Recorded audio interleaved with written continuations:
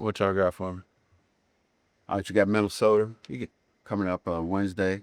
You get Does that kind of get your attention? You got another big guy like Rudy Gobert who's going to be banging with the Cup game. Get you more attention a little bit. Uh, I mean, I think anytime you're playing against a really good team, you come prepared and come ready to go, especially given it's a cup game, like you said.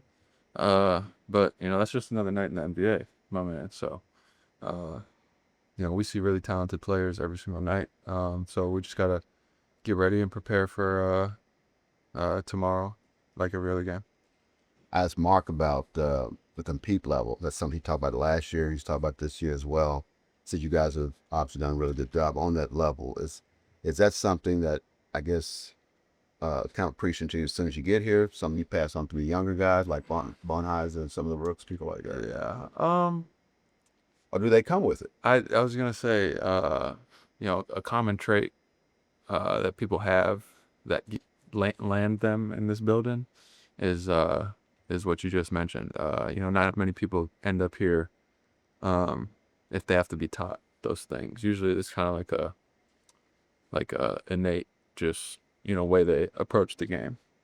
Does that show up in even for camp, like pickup games or just in training camp? I mean, it shows up in anything competitive, whether we're playing a card game, arguing our point on whatever topic we're talking about. It's just, everybody here is very competitive and, they let that shine. Sam made the Oklahoma Hall of Fame recently. Yeah. I'm just kind of wondering what your thoughts were to that.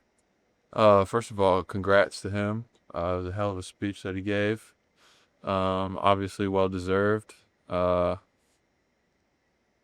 amount of things that he's done for Oklahoma is impressive. People associate him so much with the team and what's happened with the team, but he really does truly care about Oklahoma beyond the team.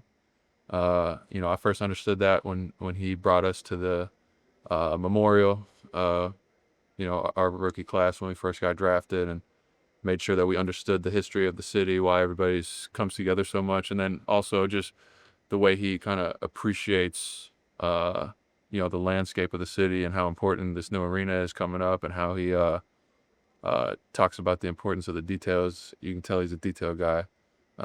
But it goes so much farther than basketball, and long story short, well deserved. And you held your fourth annual Thanksgiving community event. How was that kind of brainstormed? So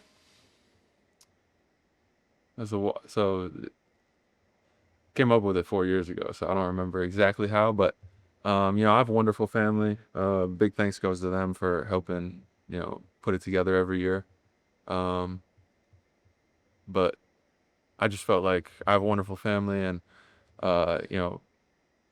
foster families are very important, especially for kids who aren't given kind of the quote unquote normal upbringing, and anybody who's willing to bring a child that isn't theirs into their home and look after them is somebody with a very big heart. And I just wanted to do something special for them. So I do a lot of work with the foster families year round, whether it's Thanksgiving event or a Christmas event, or I donate tickets every game to a different foster family, so that we can kind of share Thunder basketball with them. And then anytime one-off things pop up where I can kind of involve them, I try to do that. Give back, help give them some special experiences. There's a lot of talk around the league. People, I guess, assume come out for title, short off season. Yeah, maybe you wouldn't come out. You as a team wouldn't come out as committed, I guess, as you are. Yeah. Obviously, you have 17-1. Where'd that come from? Is that something you guys talk about? Something you just want to reaffirm what happened last season? I mean, we definitely talked about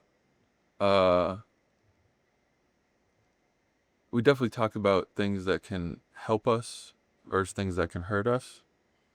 Coming into the season and as the season's evolved, and everybody has a really good understanding of what those things are and how we need to approach things. And then on top of that, we don't really have anybody on the team who's just kind of sitting and reminiscing on what a great career they had. I think everybody on the team is still chasing and striving for for more. The you know championship wasn't the last check on their bucket list.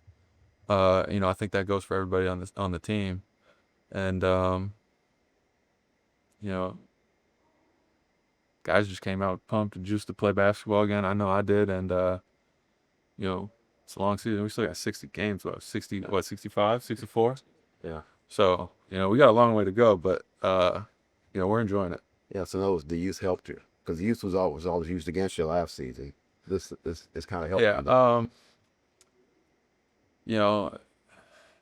Narratives are formed and opinions are formed by people who have absolutely no impact on outcomes or what leads to those outcomes. People say youth hurt us. Now they're saying youth helped us. It's just if we played bad this year, they'd say we're youthful and we don't know how to approach the season after winning a championship. You know what I'm saying? So you can try to create correlations there, but I just think that we're a hungry team that is chasing improvement, trying to get better, and that's all there is to it.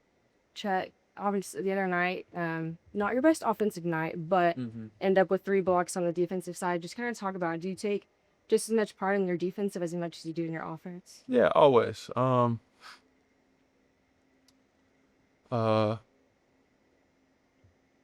matter how good of a night you have on one end, if it's terrible on the other end, you're gonna be pissed at yourself. So I was pissed at myself after that game. Even though I feel like I had a pretty good night on the defensive end, I plugged up a lot of gaps, blocked a few shots, like you said, executed coverages really well. Shot didn't feel too great last game, but I just said we have 64 games left, so it's a long season. I just have to find the consistency there to where every single night, I go out there, it feels good, and I'm ready to roll. So, that's what I was working on in practice today. Whether I see the ball go in or not, I'm come back in and work to keep trying to improve that. So, I'm just keep shooting them with confidence, and then, keep trying to rock out on defense too. I'm a big believer in a great team. Everybody has to play both sides of the ball. Something a little lighter. What's your favorite Thanksgiving side? Me and JR were just talking about desserts. It can count as a side of it. Yeah, little side plate of dessert. Stack it up. My sister's pretty good dessert maker. We were just talking about key lime pie and cheesecake and chocolate cake that she made the other day for my charity Thanksgiving event. And I'd say my favorite dessert dish she makes is macaroons. Fire. It's pretty hard to make too. Yeah, it's very impressive too. They look exactly like, if you ever go into one of those little dessert shops or whatever, and they're like perfectly round, look like almost like an art piece. She even has the aesthetic of it down, and then it tastes great too. So yeah, she's pretty good. Baker. Yeah, she's talented. Thanks, Chet. All right, everybody, all have a good day. Mark, for years, you guys have talked about kind of 48-minute mentality, and a lot of times we've talked about that in terms of just it's a long game. There's plenty of time to come back, and also time for the other team to come back. Where do you see that though in terms of Shea and his like mental approach to the manipulation of the game, the setup of the game, the testing of the different ways the teams are guarding or playing on the other end? I think that's something that they learn with experience is that, it's a long game. You live to fight another possession. You could take the temperature of the game early on. He's done a great job of that. I think he understands the length of not only the game, but his stretches, and that it applies to, every single night. So he's done a great job of that. The team's done a great job of that. And then just how about his setup with his teammates? Like, seems to be a recognition of like, okay, a guy needs a shot here, or we got to get somebody going in different portions of the game. Yeah, I think he's got great empathy.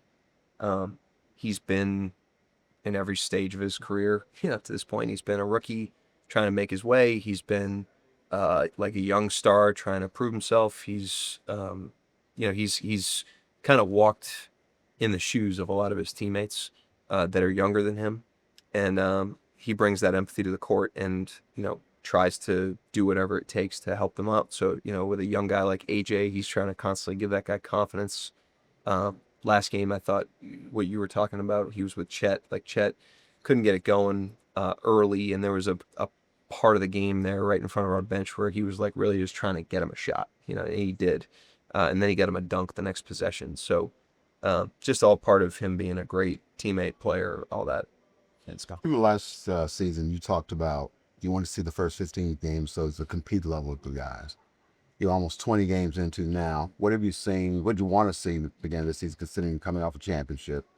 And what have you seen the first 18 games this season? Yeah, I mean, I think you want to lay a strong foundation of competitiveness and togetherness on both ends of the floor. And you want people watching the team, opponents, fans, anybody watching the team and saying, man, that team competes together. And I think we've done that for the first, 18 games. That's not a given tomorrow. You gotta drum it up again. But the guys have done a great job so far of establishing that as kind of our baseline and establishing that standard as we progress through the season. Is that something that that's regardless of score or whatever, when you talk about computing, I mean, you're 17-1, so the record's obviously you're doing something right. Yep. But can you do that and still win games? Not win. I mean, is that a baseline where you got to have that to win, or can you be so good where you actually not be better? I mean, if you want to have the best habits, then you got to do it. And one of the things that's been encouraging, like I thought, we're in Utah the other night, and Jay Will dives in the stands. We're up by 30. And Isaiah Joe, I mentioned after the game the other night, but he got 2 like transition back tips. He's like chasing the ball down and tipping the ball from behind. And those are great indicators to me, because that's a team that's playing to a standard and not to the score.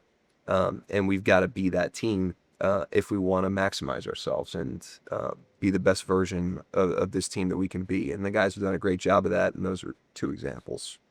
Mark, I was watching one of the many after last season docs or podcasts or something that came out. I can't remember if it was you or somebody else that said something about the defense to the effect that you guys are not a reactive defense, you're an attacking defense, which inherently in my brain I probably knew. But when did your idea of defense evolve to that, or how did you guys come to sort of thinking of defense as attack and not react? It's been our mentality for as long as we've been at it. The players are too talented, the teams are too good to let them kind of have their way and let them dictate where they go on the floor, or the tempo of the game in some cases, or optionality. Like if you give great players too many options, then they kind of have their way. And so, looking at what does the opponent want the game to look like, and how can we disrupt that, and but it requires unbelievable effort and focus. I think every team's trying to do that. But you need to put a lot of horsepower behind that. And that's where having competitive guys that are into the team is really helpful. Do you, do you feel like there are times when you have to revert to being more reactive? I mean, I assume, teams are trying to figure out a way to get you guys on your heels when you can, but I mean, how do you sort of balance that to maybe, and then get back into that attack mode? I mean, I think both of those things are happening almost every possession. Yeah. Certainly you miss a shot and they're, trying to attack you in transition. That's a reactive state. They get an offensive rebound and now they're trying to, score against the shot clock. That's a reactive state. You get beat and you have to scramble. That's reactive, so there's definitely reactive parts of that end of the floor, and you want to be good at kind of putting the fires out when they come up, but you also want to be good at preventing the fires in the first place. And that's where some of the, a more proactive and attacking mindset can be helpful. Sam made the Oklahoma Hall of Fame recently. Just kind of want to get your thoughts on that accomplishment.